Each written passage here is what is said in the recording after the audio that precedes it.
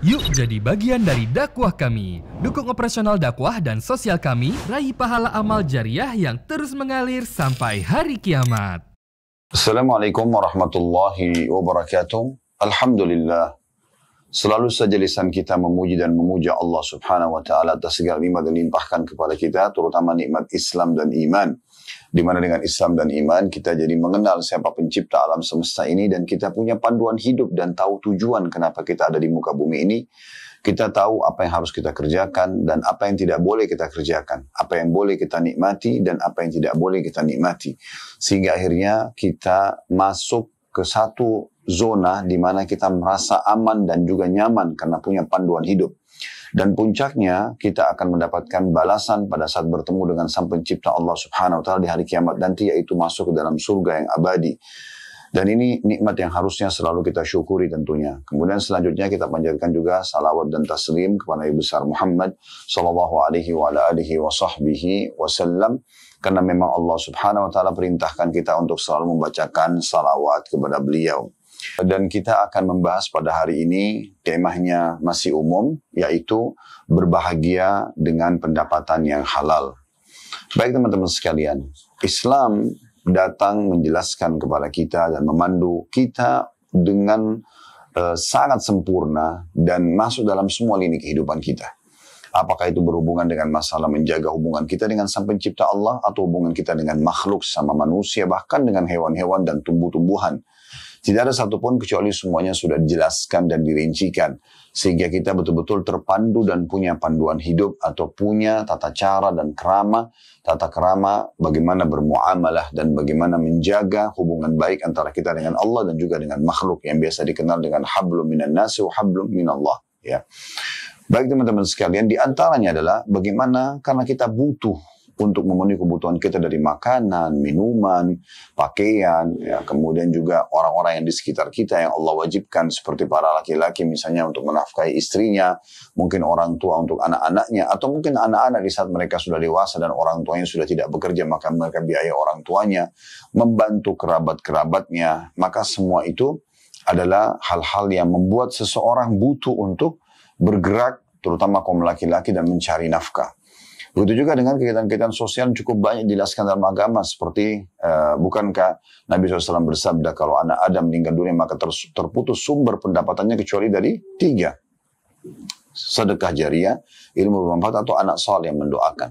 Dan ini tidak mungkin teman-teman sekalian kita memiliki sedekah jariah, mewakafkan tanah, bangunan, sumur, ya, yang kira-kira bisa bermanfaat dan untuk banyak orang dan jangka panjang, kecuali kita memiliki harta. Dan Islam membolehkan, bahkan menganjurkan kita untuk selalu saja memiliki pendapatan. Bahkan Islam melarang kalau seseorang itu malas, ya, pengangguran, itu dilarang dalam agama Islam. Karena semua orang punya potensi yang sama. Kita semua memiliki sama 20 perangkat yang sama, ya, 24 jam waktu. Bukan berarti orang yang kaya atau orang yang mampu itu punya 25 jam misalnya, sehingga mereka punya ekstra 1 jam bisa lebih. Semua sama, memiliki perangkat yang sama, 2 mata, 2 kuping, 1 lidah, 2 bibir, 2 telapak tangan, 2 telapak kaki, semuanya sama, gitu kan. Sama menghirup oksigen yang sama, ya, kemudian memakan jenis makanan yang sama umumnya, ya, intinya makanan sebenarnya walaupun di beberapa wilayah berbeda, misalnya kayak di Asia Tenggara lebih cenderung dengan nasi misalnya, makanan pokoknya mungkin di beberapa wilayah ada yang gandum, ya, seperti di Timur Tengah, kemudian di Afrika ada juga yang mungkin makanannya yang lain gitu, ya, seperti di Eropa mungkin dengan keju dan yang sejenisnya. Nah semua itu teman-teman sekalian memastikan kita harusnya bekerja dan punya pendapatan tentunya. Dan Allah Subhanahu wa Ta'ala memerintahkan para nabi-nabinya, juga termasuk kita orang-orang beriman, agar kita makan, minum, silahkan, menikmati dunia tidak dilarang dalam Islam, ya. Yang dilarang justru kalau pengangguran, ya. Maka Allah SWT berfirman dalam surah Al-Mu'minun misalnya ayat 51, Ya ayuhar rusulu kulu minat tayyibati wa'amalu salihan. Hai para utusanku, kata Allah, hai para rasul, makanlah dari yang baik-baik dan kerjakanlah kebaikan-kebaikan. Makan di sini maksudnya adalah bekerja untuk dapat makanan tersebut. Bukan dengan mengemis, bukan dengan minta-minta pada orang, tapi bagaimana bekerja, ya. Ini sejalan dengan sabda Nabi SAW dalam hadis Bukhari, bahwasanya tidak ada pendapatan yang lebih baik bagi seseorang dibandingkan hasil tangannya sendiri. Dan ketahuilah Nabi Allah Daud bekerja dan makan dari hasil tangannya sendiri. Maksudnya bekerja. Dia berusaha, dia kreatif, dia inovatif ya, sehingga dia bisa bekerja. Nah ini penting sekali. Dan juga Allah SWT berfirman dalam surah Al-Baqarah ayat 172, Ya ayyuhalladzina amanu kulu min thayyibati ma razaqnakum. Hai orang beriman, makanlah dari yang baik-baik yang telah kami berikan rezeki kepada kalian ya. Dan konsepnya kita dibolehkan, tetapi syaratnya adalah halalan thayyiba, yang dibolehkan dalam agama dan berkualitas. Kita dibolehkan untuk menikmati semua itu. Imam Ahmad mengatakan makan itu termasuk agama. Ya. Dan beliau berargumentasi dengan dua ayat tadi yang baru kita bacakan, Al-Mu'minun ayat 51 dan Al-Baqarah 172, bahwasanya mencari makanan rezeki halal bagian daripada perintah agama. Ya. Dalam sebuah hadis yang sahih dinukil oleh Al-Mundhiri dan disahihkan oleh Syekh Albani, ada seorang sahabat pernah lewat di hadapan Nabi SAW. Kemudian orang itu sedang bekerja keras, memikul barang-barang yang berat sampai dia keringatan, dan para sahabat prihatin melihat orang ini sambil mengatakan, ya Rasulullah, andai saja apa yang dikerjakan orang ini terhitung di jalan Allah, maksudnya dihitung pahala. Maka kata Nabi SAW, ketahuilah siapa saja yang keluar untuk membiayai kedua orang tuanya, maka dia di jalan Allah. Siapa saja yang keluar untuk membiayai anaknya, maka dia di jalan Allah. Dan siapa saja yang keluar untuk membiayai dirinya sendiri, kebutuhan dia pun di jalan Allah. Ya, dan siapa yang keluar mencari nafkah hanya untuk sombong-sombongan, pamer, maka dia di jalan syaitan. Maka di sini kita bisa jelas ya mengambil pelajaran yang luar biasa. Kalau memang orang keluar ikhlas mencari nafkah, mencari rezeki, ya, maka itu kalau dia ikhlaskan niatnya untuk memenuhi kebutuhan dia, keluarganya, baik orang tua, pasangan hidupnya, anak-anaknya, ataupun dia ingin membiayai kegiatan-kegiatan sosial di luar sana. Misalnya dia membangun masjid, rumah anak yatim, dan kita katakan sedekah jariah, maka semua itu akan bermanfaat di dunia dan di akhirat buat dia tentunya. Dan teman-teman sekalian, sebaliknya, Islam melarang sekali orang-orang itu justru bermalas-malasan. Bagaimana Nabi SAW berlindung kepada Allah dari salah satu doanya, wa'udzubika minal kasal, dan ya Allah, aku berlindung kepadamu dari sifat malas, ya, sifat malas.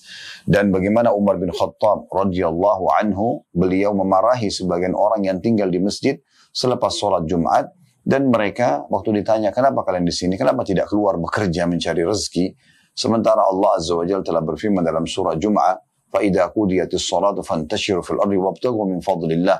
Kalau sudah selesai sholat, ya, maka menyebarlah di muka bumi untuk mencari rezeki Allah. Mereka mengatakan kami termasuk orang-orang yang bertawakal kepada Allah. Mereka salah faham dengan makna tawakal. Seakan-akan tawakal itu, yaitu mereka duduk saja manis, nanti rezekinya akan datang sendiri. Maka dikatakan oleh Umar bin Khattab, keluarlah kalian dan bekerjalah, karena kalian sudah tahu tidak mungkin, Allah tidak pernah mencatat langit akan menurunkan emas atau perak. Dan di masa itu karena yang dijadikan sebagai bahan transaksi itu adalah emas dan perak. Walaupun di saran juga ada ya, tapi kita sekarang lebih kepada uang kertas kan gitu. Nah, maka Umar marah pada mereka dan menegur mereka. Itu juga terjadi pada Sufyan ats-Tsauri rahimahullah, seorang ulama di Mekah yang pernah menghardik beberapa orang yang duduk di Masjidil Haram di Mekah. Tapi mereka duduk saja tunggu siapa yang kasih mereka makanan tanpa bekerja. Maka beliau memarahi mirip dengan perkataan Umar bin Khattab radhiyallahu anhu, ya. Dan kita lihat bagaimana Nabi SAW masih umur 8 tahun saja. Di saat kakeknya Abdul Muthalib meninggal dunia, beliau tinggal bersama pamannya dari umur 8 tahun. Ya, kita tidak bahas masa sebelum itu. Kita bahas pada saat beliau bekerja ya.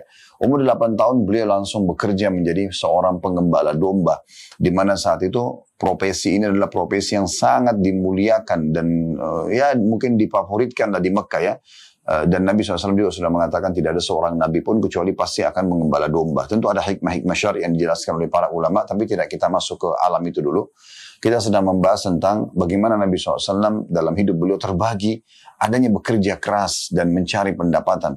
Dari umur 8 tahun sampai umur 21 tahun, kurang lebih 13 tahun beliau menjadi penggembala domba. Dan dengan itu beliau punya pendapatan dari 8 tahun bisa membiayai hidup beliau dan juga bisa membantu paman beliau Abu Thalib yang beliau menumpang di rumahnya. Ya. Setelah itu, umur 21 tahun, Tadi kan 13 tahun jadi pengembala domba, sudah punya pendapatan. Setelah itu dari 21 tahun sampai menjadi nabi di umur 40 tahun. 19 tahun beliau menjadi seorang pedagang dan pengusaha. Dan disitulah beliau punya pendapatan income yang besar. Di antaranya pada saat melamar Khadijah radhiyallahu anha di umur 25 tahun. Karena tadi saya bilang umur 21 tahun sampai 40 tahun, beliau 19 tahun menjadi pedagang. Beliau memberikan maharnya 20 ekor unta berpunuk besar. Ini mahar yang sangat besar karena memang Khadijah orang yang sangat kaya raya yang dinikahi oleh Nabi SAW. Jadi beliau sudah punya income. Nah sayangnya banyak orang tidak menyentuh sisi ini ya dari kehidupan Nabi SAW. Mereka lebih banyak langsung masuk kepada setelah Nabi SAW jadi Nabi di umur 40 tahun sampai 63 tahun, 23 tahun. Lalu diambillah nasihat-nasihat dan perintah-perintah dari beliau SAW. Ini juga benar tentunya. Tetapi kita jangan lupa sisi di mana Nabi SAW justru Allah sudah mengaturkan hidupnya untuk bekerja dan punya pendapatan.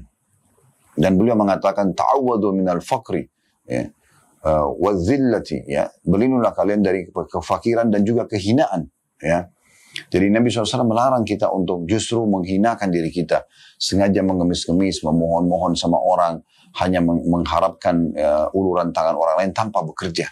Ya, kita justru disuruh bekerja dan juga kita dilarang justru untuk menjadi beban bagi masyarakat. Dan cukup banyak wasiat para sahabat dan para tabi'in, para ulama-ulama tentang masalah ini tentunya. Ya, di antaranya ada seseorang di antara mereka mengatakan di saat mau meninggal dunia kepada anak-anaknya, hai anak-anakku, carilah kasbal halal, cari pendapatan yang halal. Dan bahagialah dengan itu dan jaga baik-baik. Karena tidak ada orang yang meninggalkan pendapatan halal itu kecuali akan terhina dan juga akan ya ditinggalkan oleh orang-orang. Ya, ini penting sekali.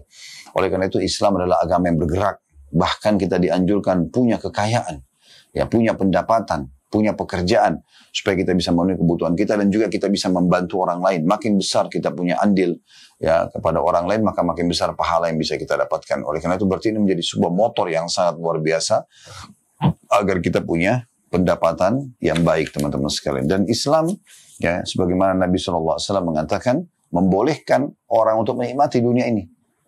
Ya, dan itu menandakan berarti harus punya income. Ya. Kata Nabi SAW, kebahagiaan itu ada pada 4. Istri yang salehah atau pasangan yang baik. Ya. Rumah yang luas, tunggangan yang nyaman, dan tetangga yang baik. 4 hal ini berhubungan sekali dengan masalah juga pendapatan dengan istri yang baik. Tentunya kita akan memberikan nafkah kepada istri. Kita butuh income. Dan Nabi SAW mengatakan, ketahuilah bahwasanya dinar yang kau infakkan untuk keluargamu jauh lebih besar pahalanya dibandingkan sebelumnya. Nabi SAW mengatakan dinar yang kau infakkan untuk perang di jalan Allah, pembebasan budak, fakir miskin. Lalu beliau mengatakan dinar yang kau berikan kepada keluargamu, istrimu, dan anakmu itu jauh lebih besar pahalanya. Kemudian juga teman-teman sekalian ya, ini dalil tentang masalah tadi ya, kita memberikan income buat keluarga itu cukup banyak dalil yang berhubungan dengan masalah ini tentang yang bisa kita dapat pahala di situ ya. Ini yang kata Nabi SAW 4 hal yang merupakan kebahagiaan, istri yang salehah, kemudian rumah yang luas. Bagaimana bisa kita punya rumah yang luas, yang cukup, yang layak? Kalau kita bahasakan mewah pun tidak dilarang, yang penting tidak berlebihan, tidak mubazir, dan dari pendapatan halal boleh. Rumah luas seperti rumah yang nyaman gitu, rumah yang layak untuk ditinggal dan orang penghuninya nyaman, orang yang lihat juga merasa oh bagus ya, Masya Allah gitu ya.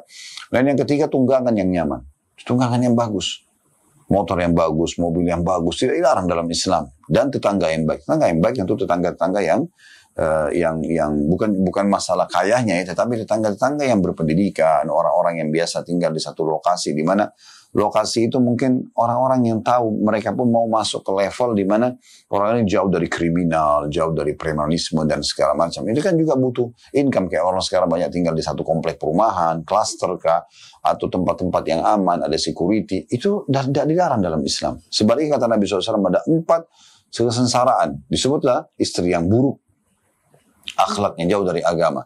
Kemudian rumah yang sempit, tunggangan yang tidak nyaman, dan tetangga yang jauh dari agama ataupun yang buruk juga. Maka ini berarti menandakan Islam membolehkan seseorang itu punya pendapatan yang baik gitu kan.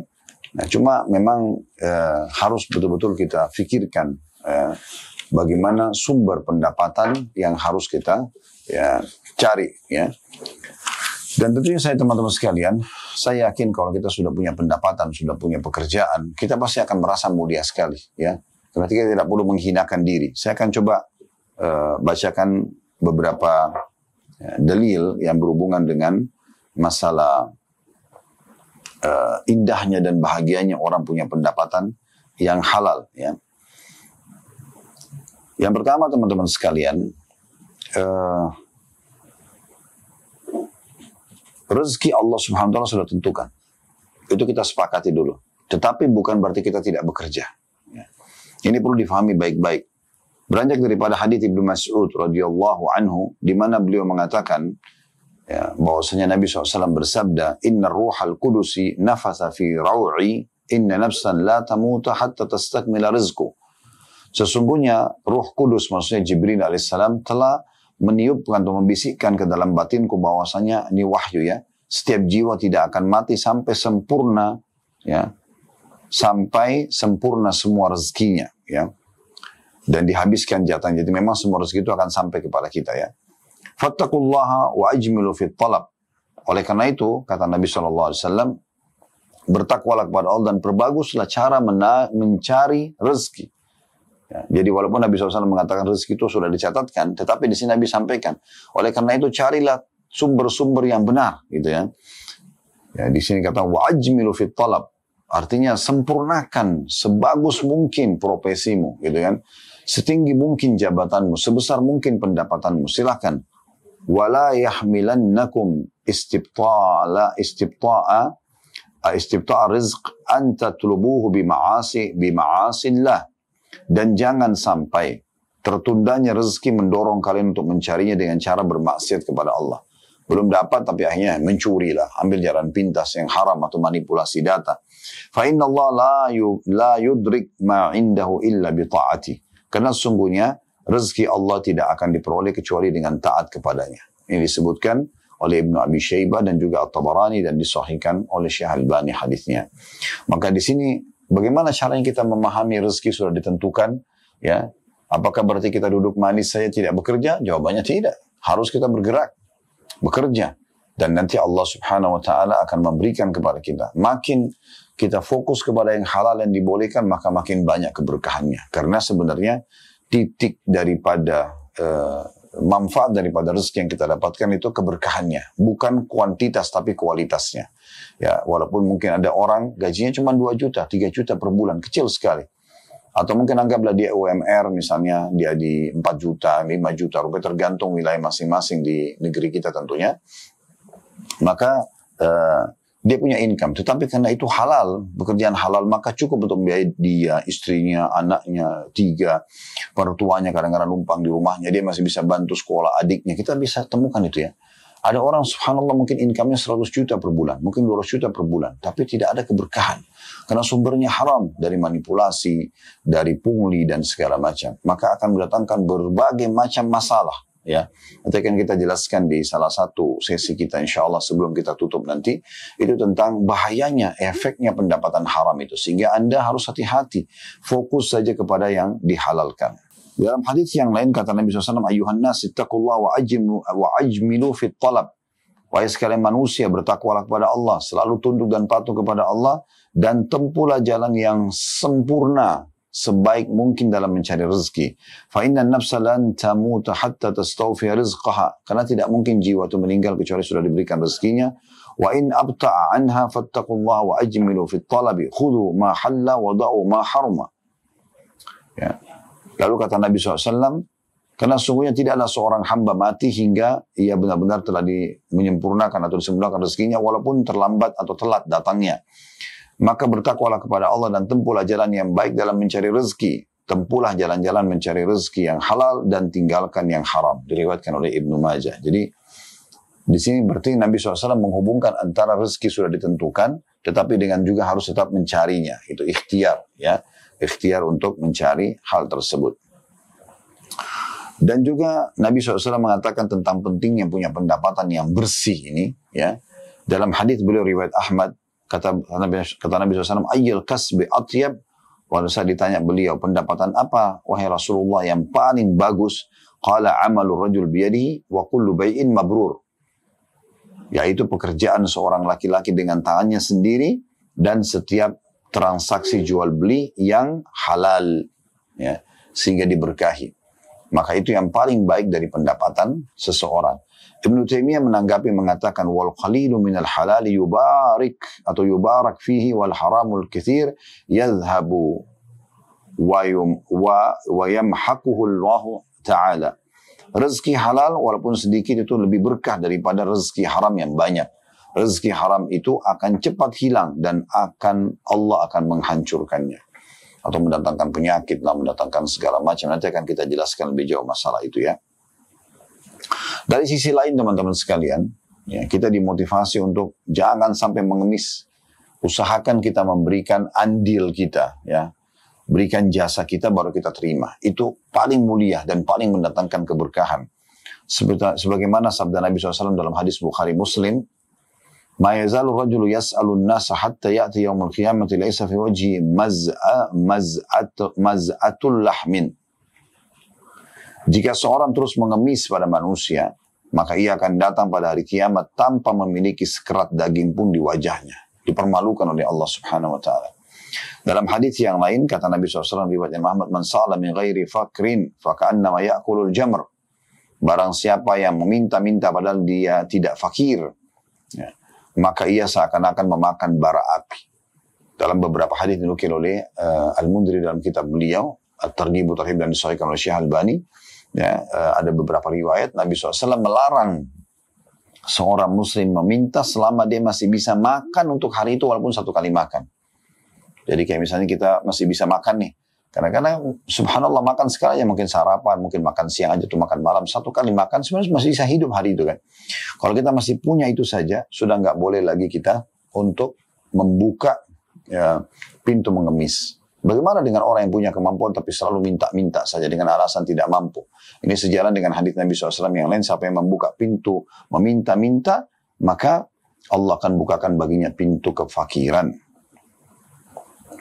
Di dalam hadis Bukhari kata Nabi SAW, "Laisal miskinu alladhi tarudduhu al-aqlatu wal aqlatan, walakin al-miskinu alladhi laisa lahu ghinan wa yastahyi alla yas'ala an-nasa ilhafa."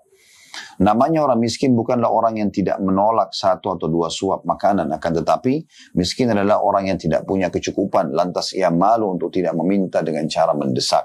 Nah, itu yang disebutkan, ya, poin penting, ya, untuk kita fahami sama-sama tentunya.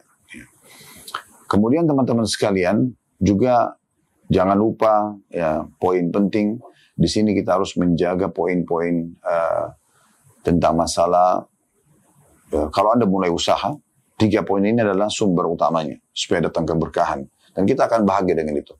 Saya pun termasuk praktisi bisnis walaupun mungkin tidak besar-besaran, tetapi alhamdulillah ada cukup untuk menghidupi saya, keluarga, anak-anak, dan juga tentunya dengan teman-teman yang bergabung sebagai staf di kantor, alhamdulillah sudah ratusan, alhamdulillah bisa gitu ya. Dan saya memiliki prinsip dasar dengan 3 hal ini. Mulailah usaha dengan modal yang halal, mulailah usaha dengan produk yang halal, dan mulailah usaha dengan sistem yang halal. Kalau Anda lakukan 3 poin ini, kemudian Anda sempurnakan dengan yang keempat ini, penyempurnaannya kalau sudah berjalan, yaitu dengan sedekah sebagian daripada hasil pendapatan tersebut. Itu akan mendatangkan keberkahan yang luar biasa. Kita tidak butuh datang ke dukun untuk minta pelaris usaha atau yang sejenisnya. Nggak perlu. Karena itu kesyirikan kepada Allah SWT. Sudah ingat tadi bagaimana Nabi SAW melarang untuk mendatangkan income yang haram. Tidak boleh. Kan gitu. Atau mencari dengan cara-cara yang diharamkan dalam agama. Ya, itu apakah dalam mencari pendapatan ataupun berobat. Itu dilarang, sebagaimana dalam banyak riwayat-riwayat menyebutkan masalah itu. Tadi riwayat tentang pendapatan haram itu kan sudah jelas. Kata Nabi SAW, bertakwa kepada Allah, fokus kepada pencarian pendapatan halal dan jangan mencari yang haram. Kalau pengobatan, kata Nabi SAW, Allah tidak akan menjadikan kesembuhan kalian pada hal-hal yang ia haramkan. Jadi kita harus hati-hati sekali. Yang jelas, rezeki sudah dijamin, tinggal bagaimana kita bergerak saja dan fokus kepada yang halal saja. Dan kalau kita niatkan untuk mencari yang halal itu, sudah cukup memberikan kepada kita tambahan pahala selain rezeki yang akan kita dapatkan tentunya. Dan tentunya juga teman-teman sekalian, kalau Anda menjadi seorang pengusaha atau Anda menjadi staf di satu perusahaan, maka poin-poin penting sekali untuk menjaga seperti misalnya amanah, ya. Jangan sampai pekerjaan kita halal, tetapi karena kita tergoda oleh syaitan, kita manipulasi data, atau mengambil yang bukan hak kita di perusahaan misalnya, maka menjadi pendapatan haram, kan gitu. Atau mengganggu pendapatan yang tadinya halal itu, sehingga mengganggu juga kualitasnya, gitu kan. Dan selalulah jaga amanah. Ya, kita sendiri juga harus menjaga amanah yang baik. Ya. Dan karena memang kalau kita jaga dengan baik amanah tersebut, nama kita jadi harum. Juga kita tidak akan bermasalah dengan Allah Subhanahu Wa Taala dari sisi hisab pada hari kiamat nanti. Harus jaga nih teman-teman sekalian. Dan juga jangan lupa Islam menganjurkan kita untuk kreatif dan inovatif. Kita selalu coba mengembangkan apa yang bisa kita kembangkan. Berpikir begini teman-teman sekalian. Bagaimana kalau misalnya kita punya perusahaan? Bagaimana pada saat saya meninggal dunia, perusahaan ini tetap akan bisa menjadi amal jariah buat saya. Karena sudah tidak mungkin jadi income lagi. Kita sudah meninggal gitu kan. Tapi amal jariah, diantaranya kita terapkan peraturan-peraturan, SOP, ataupun apa saja ya yang berhubungan dengan perusahaan tersebut. Sehingga ini dikembangkan oleh anak-anak kita, misalnya keturunan kita. Atau mungkin dijual dan dikembangkan lagi, ahli waris bagi misalnya. Lalu dikembangkan, dilanjutkan oleh orang-orang yang membeli perusahaan tersebut. Tapi kan bibitnya dari kita. Maka itu akan menjadi sedekah yang baik dan pahala yang baik buat kita. Begitu juga dengan misalnya kalau Anda menjadi staf di satu perusahaan, teman-teman sekalian. Anda digaji ya. Jadi jangan cuma sekedar sebatas tahu gaji. Tapi apa yang bisa saya tinggalkan di perusahaan ini yang kira-kira itu bisa menjadi satu panduan, satu panutan. Apapun profesi Anda gitu. Ini mulai dari OB saja misalnya di perusahaan. Bagaimana OB itu menunjukkan kualitas pekerjaan dia. Ya. Sehingga bisa menjadi SOP di kantor. Oh ternyata standarnya memang harusnya seperti ini dan itu. Pada saat dia keluar dari perusahaan itu pun atau dia meninggal, maka selama itu masih dipakai tata cara dia, otomatis akan mendatangkan pahala. Anda masuk di satu perusahaan, Anda pernah bekerja di gudang misalnya di satu perusahaan yang lain. Anda punya ilmunya. Lalu Anda sampai di perusahaan ini, lalu Anda sampaikan kepada perusahaan yang baru. Boleh nggak saya berikan masukan begini dan begitu. Lalu diterapkan sebagai SOP misalnya. Maka itu kan menjadi luar biasa. Pahala yang luar biasa walaupun kita sudah meninggal atau kita keluar dari perusahaan tersebut. Nah bagaimana kita memikirkan cara-cara seperti ini penting sekali. Sehingga akhirnya semua orang akan berpikir bagaimana dia kreatif dan inovatif. Bagaimana dia selalu memberikan masukan-masukan positif kalau dia bisa. Apapun profesi dia. Dan berapa banyak orang yang dinaikkan jabatannya justru karena masukan-masukan baik kepada pemilik perusahaan misalnya. Sehingga pemilik perusahaan menganggap, oh orang ini layaknya dibegini dan begitu. Ya. Contoh, yang diberikan masukan. Itu Allah gambarkan tentang, Nabi Yusuf alaihissalam. Ya, bagaimana beliau alaihissalatu wassalam memberikan masukan kepada raja. Agar beliau diletakkan di posisi tertentu dan beliau menjalankan amanah dengan baik tentunya. Nah ini yang dimaksudkan ya. Dan Nabi SAW mengatakan al-khazinul muslim al-amin alladhi yunfid wa rubbama qala yu'ti ma umira bihi atau ma amara atau ma umira bihi kamilan ya. Muwaffaran tayyibul bihi nafsu fayadfa'uhu ila alladhi umira atau amara ya. Atau umira lahu bihi ahadul mutasaddiqin. Bendahara muslim yang diberi amanah ya. Ketika memberi sesuatu yang diperintahkan untuknya secara sempurna dan niatnya baik, lalu ia menyerahkan harta tersebut pada orang yang ditunjukkan untuk menyerahkan, maka kedua pemilik harta dan si bendahara atau staf tadi mendapatkan pahala yang sama. Ini poin yang luar biasa gitu ya, di mana kita bisa menjadikan sebagai pegangan hidup kita. Dan hati-hati teman-teman sekalian, walaupun pemimpin perusahaan tersebut tidak mengetahui apa yang Anda lakukan dari pelanggaran-pelanggaran, tetap Allah Subhanahu Wa Taala tahu. Ingat, kita punya Tuhan yang sama. Allah itu maha raqib, mengawasi, basir, melihat, sami, mendengar, alim, maha mengetahui. Jadi Allah Subhanahu Wa Taala tahu semuanya. Sehebat apapun Anda mengemas satu pelanggaran Anda di perusahaan Anda, atau di pekerjaan Anda, atau di bisnis Anda, dengan partner bisnis, tetap Allah SWT punya cara membongkar, dan ujungnya Anda cuma mengatakan, kok bisa ya? Ya pasti bisa. Allah Subhanahu Wa Taala bisa. Dalam segala ini kehidupan kita. Jangan selalu kita berpikir, oh saya hebat. A'udzubillah, bisa misalnya mereka data ini tidak ada yang tahu. Berapa banyak orang yang begitu merusak nama baiknya. Karena tergiur oleh bisikan syaitan. Dia sudah terima gaji yang benar, dia tinggal mencari keberkahan di situ, dia berikan maksimal dalam bekerja, maka sudah cukup untuk biaya keluarganya. Tapi subhanallah, dia mengambil uang, dia manipulasi data. Bahkan kadang-kadang ada hal-hal yang dia lakukan pelanggaran, mungkin dia tidak sadar atau pelanggaran. Contoh, pulpen saja, atau kertas di kantor. Bukankah itu disiapkan untuk kebutuhan kerja? Kenapa Anda bawa pulang ke rumah misalnya? Untuk dipakai di rumah, ya. Anda mengatakan, oh karena di kantor banyak. Di kantor banyak bukan untuk dibagi-bagi kepada ponakan atau kepada keluarga atau kepada anak-anak. Ya, Anda bahkan mau pakai print di kantor, Anda mau pakai apa saja, izin sama pemilik perusahaan kalau bukan berurusan sama pekerjaan tersebut biar jadi halal, gitu kan. Saya pernah menemukan seorang alim di kota Madinah, beliau punya 2 pulpen di kantongnya. Saya tanya, kenapa Anda punya 2 pulpen? Karena seorang alim itu biasanya kalau melakukan satu perbuatan pasti ada alasannya. Beliau mengatakan, yang satu saya pakai untuk pekerjaan. Karena memang ini dibelikan oleh perusahaan atau oleh kantor ini untuk saya pakai tanda tangan pekerjaan. Yang satu saya beli khusus untuk kebutuhan saya pribadi.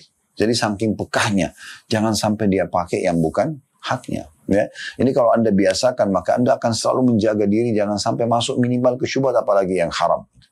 Saya pernah naik di pesawat, ya. Kemudian subhanallah itu di bisnis kelas, saya mau charger handphone, ya. Ternyata mati. Charger tempat casnya itu, ya. Dia nggak bisa. Sementara saya butuh untuk cas handphone saya untuk aktivitas saya tiba di negara tujuan. Subhanallah di sebelah kursi saya kosong dan memang sebenarnya itu bisa ada colokannya juga.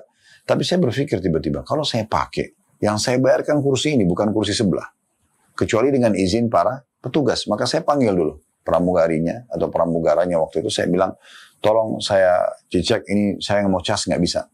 Mereka cek memang nggak bisa. Terus saya tanya, apa saya diizinkan untuk pakai colok di sebelah? Mereka mengatakan, baik silakan. Ya sudah, saya bisa colok di situ. Kalau tidak kan saya tidak bayar kursi itu. Contoh.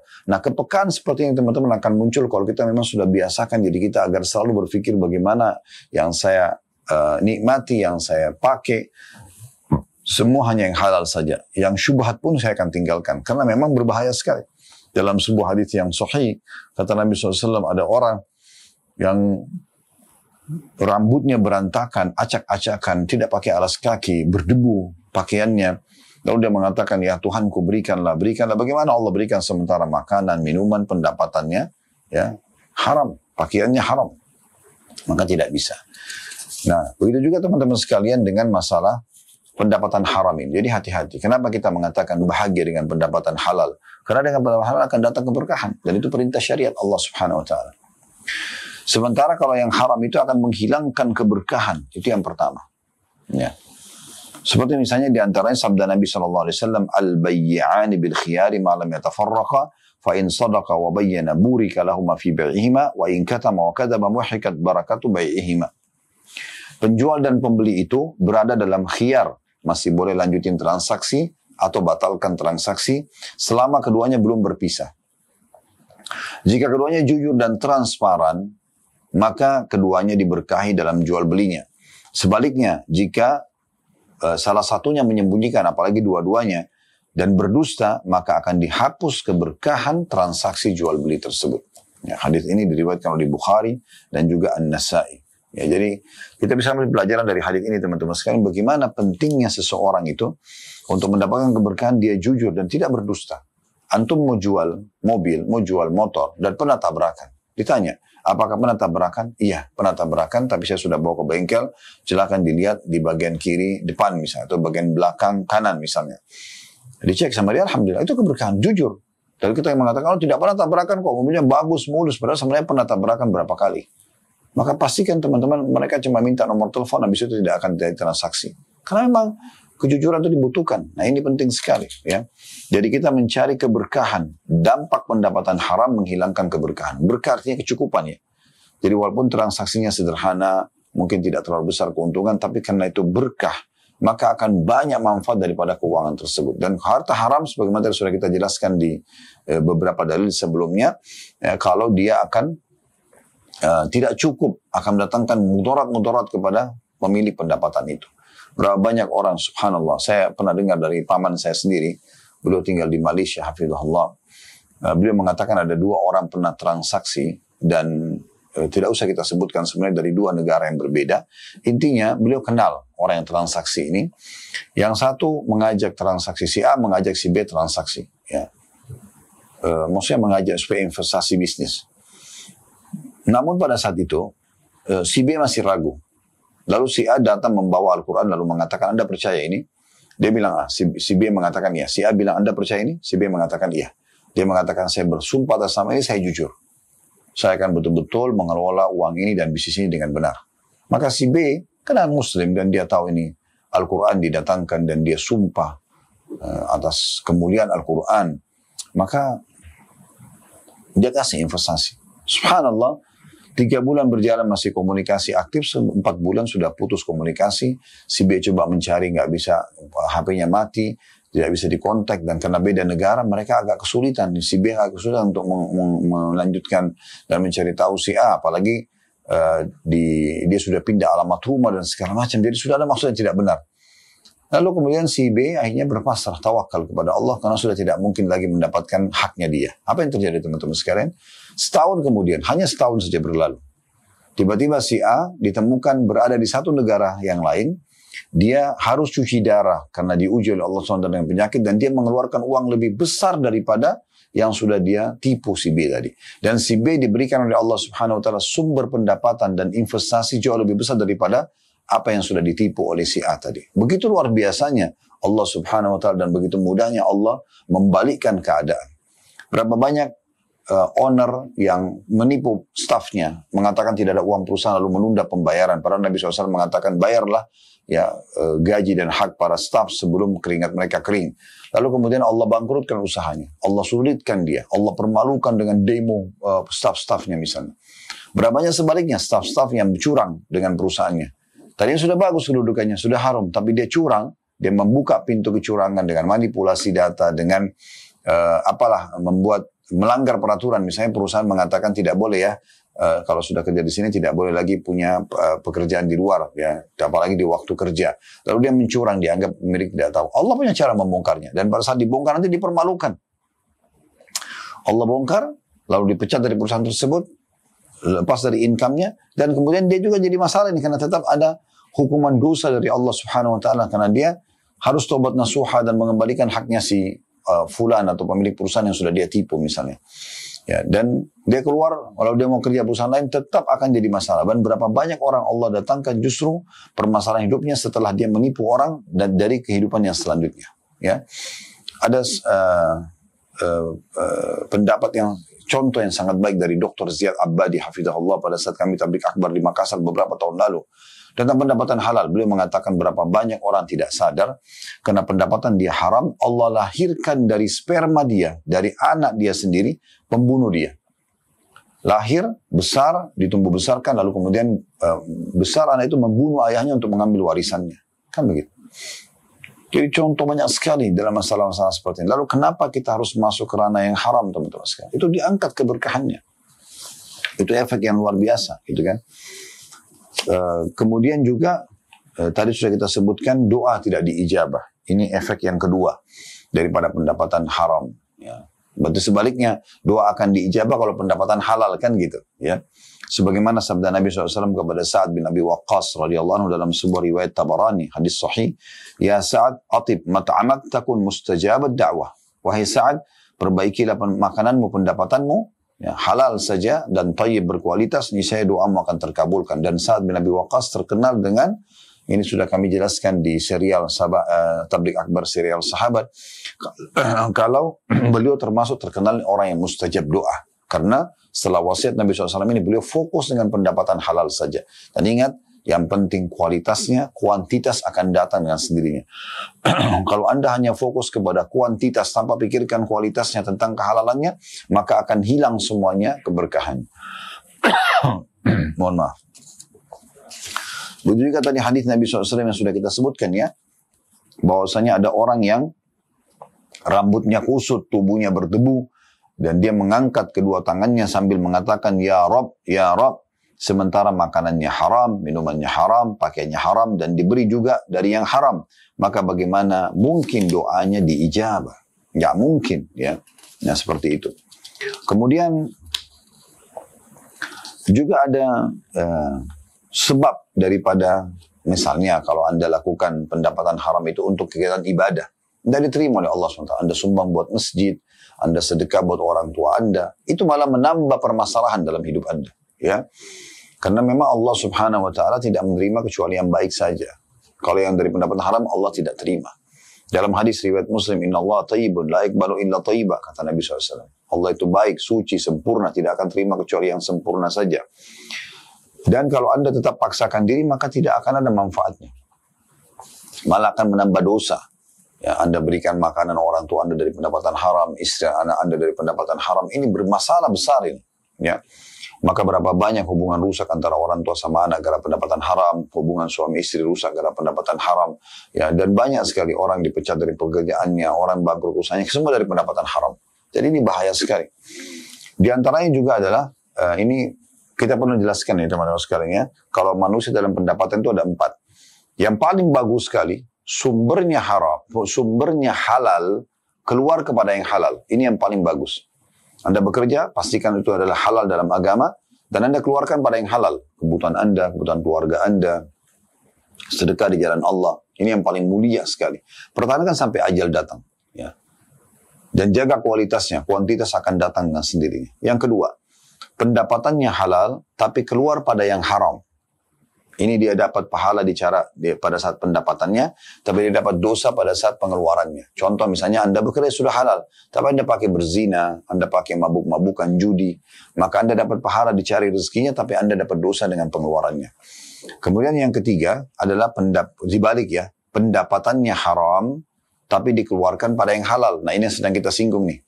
Misalnya dia pendapatan manipulasi data, korupsi, kemudian dia pakai untuk umroh, untuk haji, untuk biaya keluarganya. Ini semua dia dapat dosa dari semuanya. Karena dari haram dia larikan kepada yang halal, ini tidak boleh. Yang keempat yang paling buruk, sudah haram pendapatannya, kepada haram juga dikeluarkan. Hasil mencuri dipakai berzina, dipakai mabuk. Ini pendapatan yang paling buruk. Maka hati-hati teman-teman sekalian. Dan ingat sabda Nabi SAW, tidak akan beranjak kaki seorang hamba pada hari kiamat sampai ditanya tentang 4 hal. Ya. Itu dijelaskan di dalam hadis yang sahih. Ya. Lan tazula kadama 'abdin yawmal qiyamah hatta yus'al an 4. Tidak akan tergelincir atau beranjak kedua kaki seorang hamba pada hari kiamat sampai ditanya 4 perkara. Yang pertama adalah an umri fi ma afnah. Ya, dari umurnya kemana dia habiskan. Wa an syababi fi ma ablah. Dan masa mudanya di mana dia habiskan. Kemudian wa'an mali min aina iktasaba wa fima anfaqa. Dan pendapatannya dari mana dia dapatkan dan kemana dia keluarkan. Yang keempat wa'an ilmi madza amila fi. Dan ilmu yang dia sudah dapatkan apakah dia sudah mengamalkan atau belum. Ya. Hadis ini hadis sahih riwayat Tabarani dan juga Al-Bazzar. Tapi di sini teman-teman di antara 4 hal yang poin ketiganya adalah harta. Dan itu ditanya dari mana sumbernya, kemana dikeluarkan. Itu luar biasa. Berarti kita harus pikirkan baik-baik ini, tidak boleh sembarangan. Dalam sebuah riwayat, diriwayatkan oleh Tabarani, disebutkan kalau ada orang yang mengeluarkan kepada harta haram kepada yang baik, ya. Misal contoh orang pergi haji, dalam sebuah hadis dikatakan, idza kharaja rajulu hajan bi nafaqatin thayyibah. Kalau seseorang pergi haji, seperti sekarang mau haji ya, dia keluar dengan nafkah yang baik. Wa wada'a rijlahu fil gharzi, dan dia meletakkan kakinya ya, di sebuah lembah atau jalan yang akan dia menuju ke pergi haji itu. Fanada labbaik Allahumma labbaik. Lalu dia mulai mengatakan, aku labbaik Allahumma labbaik, ya Allah aku jawab panggilanmu dengan santun. Nadau munadi minas sama, maka akan ada seruan dari satu malaikat dari langit, labbaik wa sa'daik, ya, yang artinya sungguh kebahagiaan ya, dan panggilanmu dijawab. Zaduka halal, bekalmu halal, warahilatuka halal, tungganganmu halal, wahajjuka mabrurun ghairu ma'zur, dan hajimu adalah mabrur dan juga tidak tertolak, ya. Atau hajimu akan mabrur, ya gitu. Wa idza kharaja bin nafaqatil khabithah, dan kalau dia keluar dengan nafkah yang haram, wa wadha rijlahu fil garzi, lalu kemudian dia letakkan kakinya di sebuah lembah, fanada labbaika, nadahu munadi minas sama' la labbaika wala sa'daik. Lalu mulai dia mengatakan, labbaik ya Allah, aku jawab panggilanmu dengan santun. Maka ada malaikat yang menyudah dari langit mengatakan, tidak ada jawaban untukmu dan tidak ada kebahagiaan untukmu. Karena zaduka haram, bekalmu haram, wa nafaqatuka haram, ya, pendapatanmu haram, wa hajjuka ghairu mabrur, dan hajimu tidak mabrur. Ya, hajimu tidak mabrur. Ya. Kemudian juga dalam hadis yang lain diriwayatkan oleh Imam Ahmad, dan ini hadisnya berbunyi, la yaktasibu abdun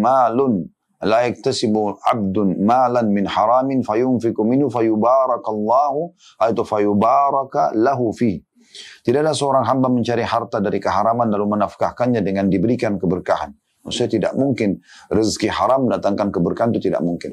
Wala yatasaddaqu bihi fayuqbalu min, dan kalau dia sedekah tidak akan diterima darinya. Wala yatruku khalfa dhahri illa kana zadahu ila nar, dan tidaklah dia tinggalkan sebagai warisan setelah dia meninggal kecuali akan menambah, ya, membawanya ke dalam api neraka.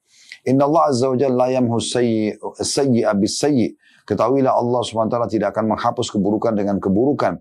Walakin yamhu sayyi'a bil hasan. Tapi Allah akan menghapus keburukan dengan kebaikan. Innal khabitha la yamhul khabith. Sesungguhnya keburukan tidak akan pernah menghapuskan keburukan yang lain. Tapi kita lihat di sini bagaimana Nabi SAW ingatkan tentang masalah itu. Nah, rezeki haram tidak akan mendatangkan keberkahan atau kecukupan. Abdullah bin Mubarak rahimahullah, atau kita mulai dari Abdullah bin Umar dulu, sahabat Nabi yang mulia radhiyallahu anhu, beliau mengatakan, sungguh menolak 1/6 dirham dari keharaman adalah lebih baik daripada 100.000 dirham yang dinafkahkan di jalan Allah. Saking pentingnya untuk menolak pendapatan haram itu, sampai-sampai misalnya ada teman Anda tawarkan satu proyek atau tawarkan satu pendapatan dari penipuan, manipulasi di perusahaan misalnya, kata beliau menolak 1 dirham saja, ya, yang haram, ya. Maaf, 1/6 dirham malah.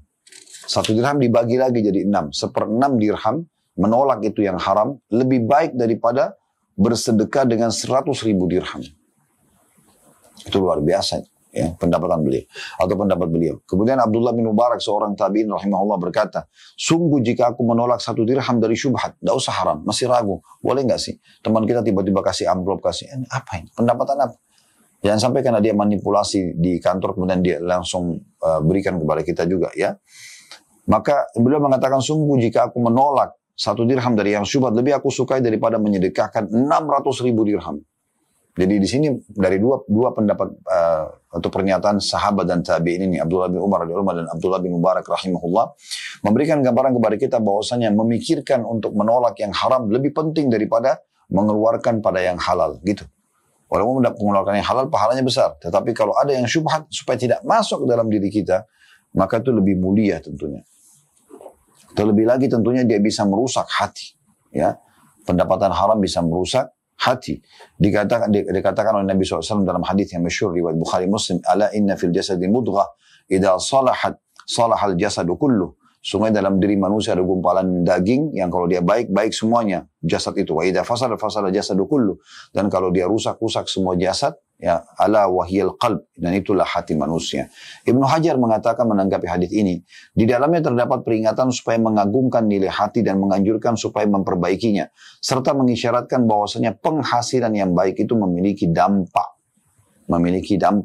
Di antaranya Imam Ahmad rahimahullah, salah dari 4 imam madzhab, berkata, waktu ditanya dengan apa hati bisa lunak sehingga hati itu tidak rusak, maka kata Imam Ahmad, dengan pendapatan halal. Ya, ini penting sekali. Belum lagi teman-teman sekalian efek yang lainnya, pendapatan haram itu akan membuat kegelisahan jiwa, ya.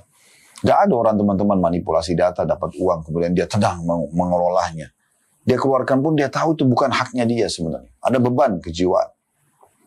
Tapi kalau halal dia leluasa berbagi, dia leluasa pakai, dia senang aja, tidak ada masalah karena pendapatan dia halal, gitu kan. Begitu juga belum lagi yang disiapkan siksaan yang berat di api neraka nanti.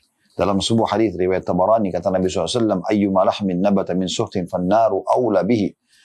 Suatu daging atau darah dagingnya yang tumbuh dalam diri seseorang dari keharaman, maka neraka lebih pantas baginya. Ya, neraka lebih pantas baginya. Ini luar biasa. Ya, tidak boleh sembarangan karena akan mengarahkan kita kepada hal tersebut. Ya. Kita lihat bagaimana para salafus salih, mereka hati-hati sekali dari pendapatan haram ini. Di antaranya Nabi SAW dalam sebuah riwayat yang dinukil oleh Imam Ahmad, beliau pernah masuk di rumah salah satu istri beliau, yang kalau saya tidak salah ingat pernah saya temukan itu di rumah Ummu Salamah radhiyallahu anha, istri Nabi SAW. Lalu Nabi SAW gelisah, nggak bisa tidur malam itu. Pada saat itu istri bertanya, ya Rasulullah, kenapa anda gelisah begini? Maka beliau mengatakan, inni kuntu asabtu tamratan tahta jambi fa'akaltuha. Sesungguhnya aku mendapatkan sebutir kurma di sampingku pada saat mau tidur, lalu aku memakannya langsung. Wa kana indana min tamri sadaqati fa khashitu an takuna minhu. Dan aku tahu di rumah ini ada beberapa butir kurma sedekah yang memang harusnya dikeluarkan gitu ya, disedekahkan titipan orang. Dan aku khawatir itu berasal dariku, atau ini kurma itu berasal dari situ tadi. Maka Nabi SAW gelisah karena sudah makan, takutnya itu dari kurma sedekah, pada satu butir kurma. Kalau kita sekarang mungkin sesuap nasi, sepotong roti. Berapa banyak orang tidak peduli. Makan dari sumber haram, luar biasa gitu. Bagi dia tidak ada beban. Berapa banyak permasalahan yang muncul dari dirinya, penyakit kronis, ya, dan segala macam hal lah yang bisa menjadi penyebab daripada efek keburukannya itu. Ya. Maka dia tidak pikirkan masalah itu.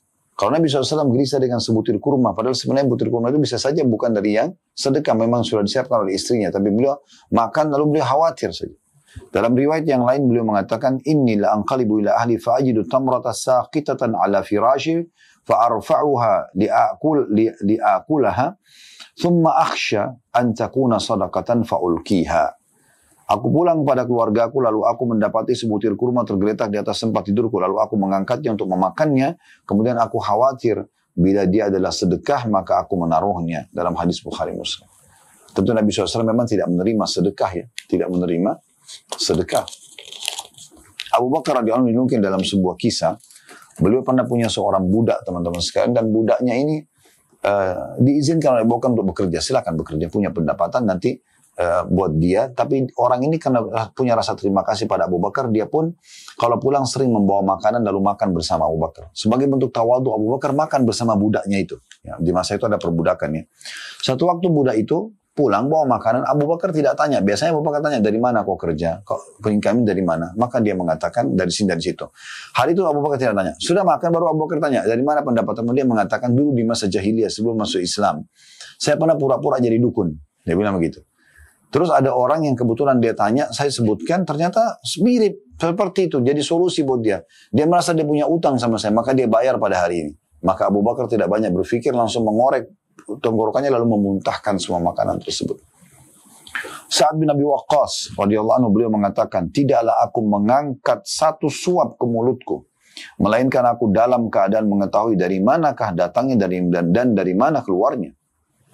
Jadi beliau tidak mau masukkan satu suap makanan kecuali sudah tahu nih dari mana sumbernya, supaya nanti tidak masalah buat dirinya. Nah, sampai seperti itu teman-teman sekalian, mereka perhatian sekali. Wahab bin Munabbi rahimahullah berkata, barang siapa yang ingin doanya dikabulkan Allah SWT, maka hendaklah memperbaiki sumber pendapatannya dan makanannya. Tidak boleh sembarangan. Ya. Wahab bin Ward berkata rahimahullah, andai kata engkau menjadi tiang berdiri, ya, maka tidak sedikit pun bermanfaat bagimu hingga engkau memperhatikan apa yang masuk ke dalam perutmu, apakah halal atau haram. Maksudnya, kalau seandainya kau hanya berdiri saja, terus ada orang yang kasih bukan dari hasil pendapatan kita, dan kau tidak peduli apa yang dikasih itu halal atau tidak, ya, maka itu tetap tidak ada manfaat untukmu. Artinya akan dihisab oleh Allah Subhanahu wa Ta'ala. Ini bahaya sekali. Bahkan dalam Islam tidak usah bicara masalah haram. Yang syubhat aja kita dilarang. Bagaimana kata Nabi SAW, man ittaqa syubhati istabra lidini wa irdih, wa man waqa'a fi syubhati faqad waqa'a fil haram. Barang siapa yang meninggalkan perkara-perkara yang syubhat, maka ia barang siapa yang meninggalkan perkara-perkara yang syubhat, ragu-ragu boleh enggak ya, maka ia mencari ya dan menyelamatkan kehormatan agamanya ya dan kehormatan dirinya. Dan siapa yang jatuh pada yang syubhat, maka ia jatuh pada yang haram. Syubhat saja tidak boleh. Jadi perlu kita tanya dari mana sumbernya, gitu kan? Sebagai penutup, Umar bin Abdul Aziz berkata, rahimahullah, seorang ulama yang masyhur dan seorang khalifah muslim yang masyhur dengan keadilannya. Kurang lebih terjemahnya, takwa kepada Allah bukanlah hanya sekedar berpuasa di siang hari dan sholat malam di malam hari dan mencampur keduanya, maksudnya sibuk dari ibadah ke ibadah yang lain. Tapi takwa kepada Allah harus diikuti dengan meninggalkan pendapatan yang haram dan melaksanakan apa yang diwajibkan oleh Allah Subhanahu wa Ta'ala. Barang siapa yang dikaruniai kebaikan setelah itu, maka itu adalah kebaikan ditambahkan di atas kebaikan-kebaikannya. Nah, ini poin penting teman-teman sekalian. Ucapkan teman-teman sekalian, kalau ada benar dari Allah, kalau sadar saya mohon dimaafkan. Subhanakallah wa bihamdika, asyhadu an la ilaha illa anta astaghfiruka wa atubu ilaik. Wassalamualaikum warahmatullahi wabarakatuh.